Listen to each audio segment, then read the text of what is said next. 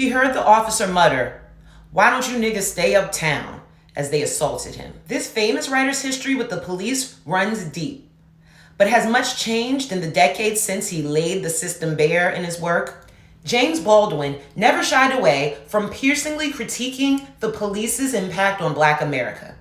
He once called them our hired enemies. Of course, he knew firsthand. When he was very young, walking the streets of Harlem, he experienced their violence himself.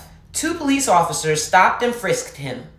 They made comic and terrifying speculations concerning my ancestry and probable sexual prowess, he wrote.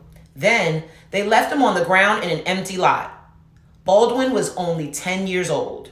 At 13, Baldwin heard yet another NYPD officer mumbling while walking to the library, "Why don't you niggas stay uptown where you belong?" That was in the 1930s.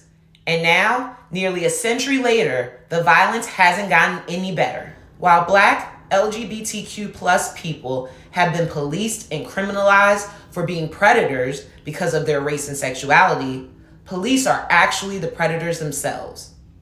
Baldwin wasn't alone in his experience. The frisk and stop and frisk is often an act of sexual assault. A system that creates and maintains assault is unacceptable. Today, we are still routinely and disproportionately stopped and frisked. The system tells us we're supposed to take it, but let's ask ourselves, for whose gain and whose expense? What does it mean to respect the law when the law doesn't respect us?